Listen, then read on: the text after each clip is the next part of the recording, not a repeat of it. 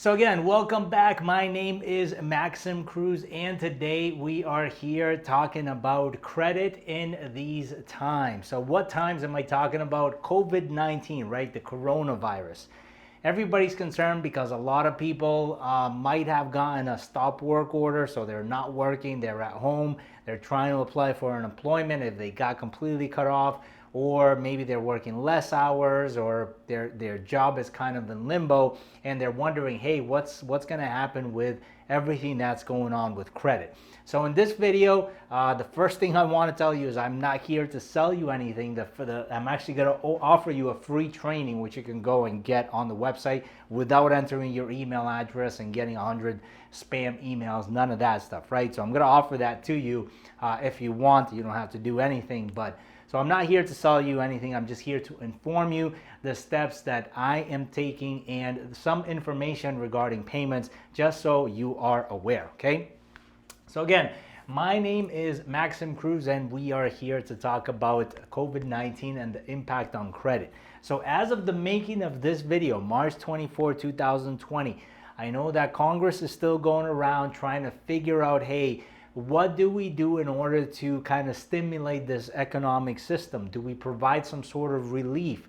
What kind of guarantees do we give, right? And there's a lot of things that are being talked about that, I'm monitoring because it affects my business as well as my personal finances. So I just want to be on top of it and be aware of what's going on. Until that happens, okay, until Congress figures out what it is that they're going to do, the most important thing that you can do in this country, in the United States, is protect your credit. Let me ask you a question. If you remember anything from 2008 or 2009, if you had the opportunity to have, a 650 or a 700 or 750 credit score and buy some investment real estate, maybe switch your car, get a loan for your business, would you have taken advantage of that? You would probably agree with me that it was a great time to do all of those things because, again, the banks were in the lending mode, but the problem was people's credit was ruined from 2008 and 2007. So, again, they had to wait, and they had to figure a lot of things out in order to take advantage of those opportunities. So the first thing that I would suggest that you do is you communicate with your creditors. So I have accounts with Capital One, Chase Bank, Discover.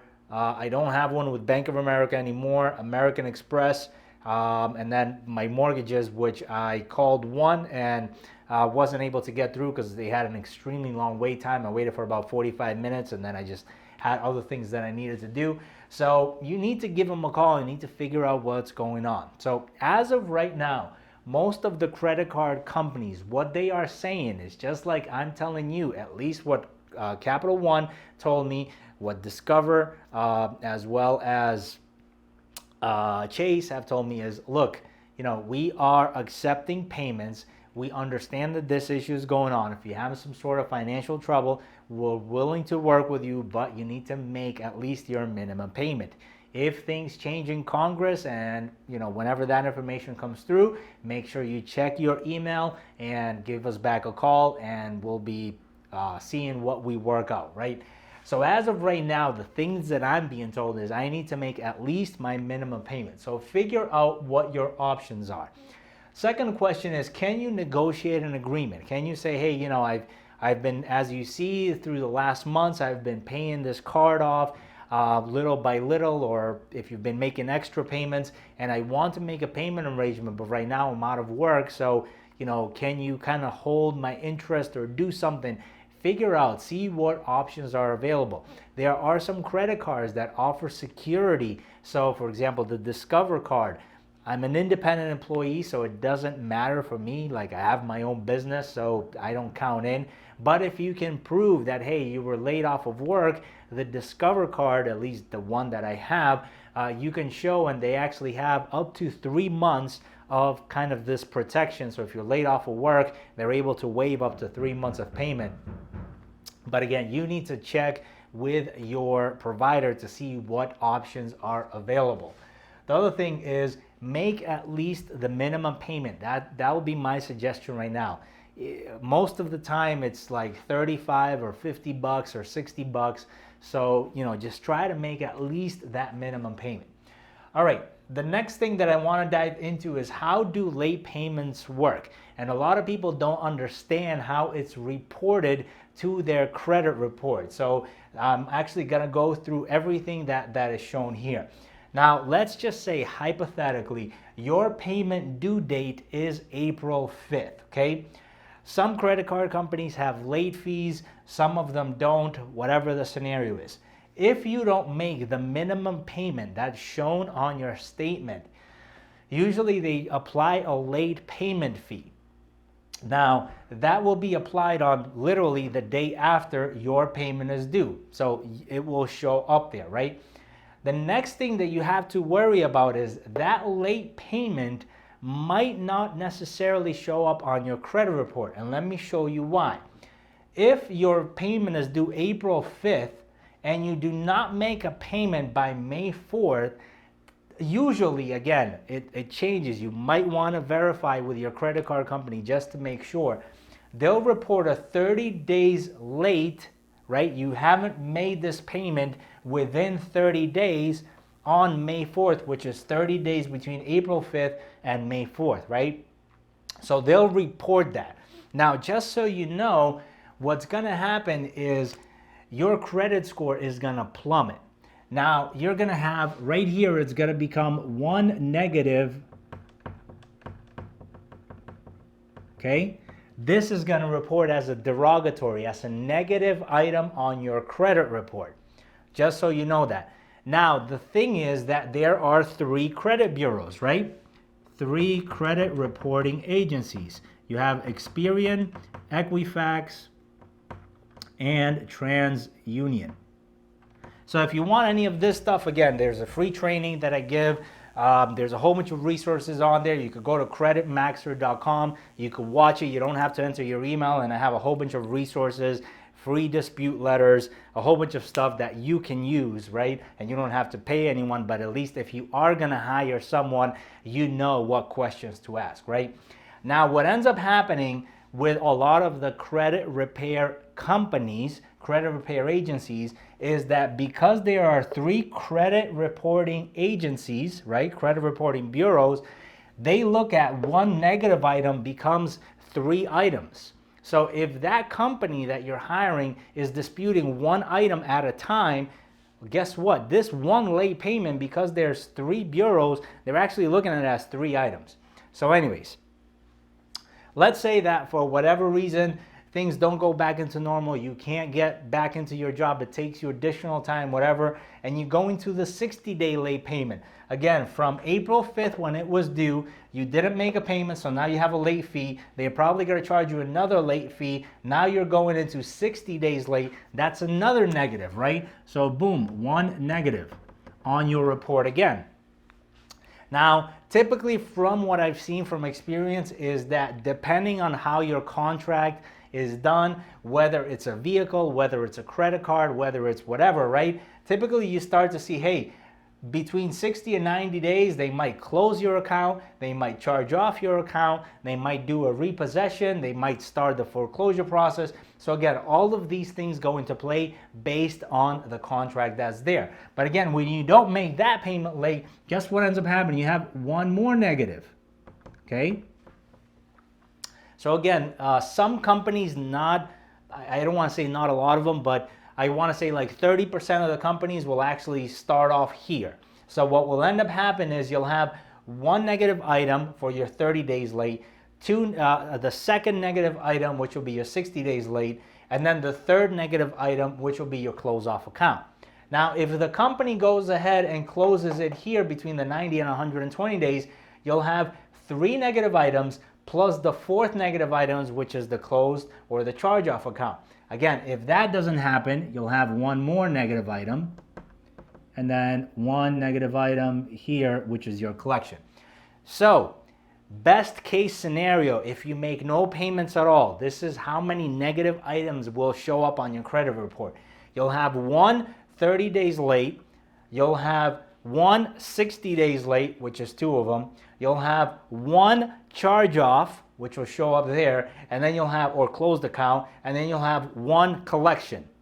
So not making the minimum payment is going to give you 4 negative items at a minimum, okay, on your credit report. Now again, if they report 60 days late, if they report 90 days late, that's a 5th one. If they report 120 days late, that's a 6th one. So the problem with this is, because it's so recent, even though it's happening in the middle of this crisis and all this stuff, right, it's still going to drown your credit, and you're going to be affected by it long term for at least the next 3 to 4 years, right? And even if you were to dispute this stuff and start to say any inaccurate or erroneous information, it's so recent, right, that they're probably going to have the most accurate history on it. So the credit bureaus might not be able to remove it, and the credit companies, will probably have all the information necessary to prove that's the case. The other thing is, when it goes into collections, again, I explained this in some of my videos, when a collection company buys it, they're buying this at 5 to 10 cents on the dollar. So for example, if you have a $3,000 credit card that went into collection, that collection agency probably bought it for like $300, right? They have the statutory, they have the legal right, the statutory limits to collect up to $3,000, but they purchased the debt for much, much lower. So when you're a consumer, when you understand that, again, here I give you a few examples, but some of the things that we have been advising some of the people I work with is, hey, let's do a negotiation for payoff. So what does that mean? Well, that means is, hey, I know that I owe you. First of all, you have to validate the debt, which again, I explain in my training, creditmaxer.com. So the first step is validate the debt. Step 2, if all the information comes back correct and it's validated, you can negotiate and say, hey, I am willing to pay you whatever, $600 if you remove this item off of my credit report. And make sure all of it is always done in writing. You need to have letters, okay? It needs to be written, because if it does go to court, a phone call is not good enough. Even if you do a phone call, make sure that you follow up with an email or a written letter. On this date, I spoke with Representative X, Y, and Z. This is what we discussed. Just to confirm, boom, if you accept, please respond, right? You want to make sure you get that in writing. The next thing is, when you send this payment, if that's what you decide to do, when you send this payment, make sure, again, you're sending a letter that's saying, hey, as we agreed per our conversation on this date, I am sending you a payment of X amount. Once in your acceptance for cashing this payment, you agree to remove this item off of my credit report, right? So that's what you're doing. And then make sure you send them a money order so you can prove that. In case they do not remove it or update it on your credit report, again, you could go back to the credit reporting agencies and show them all that stuff. And again, they tend to remove that item.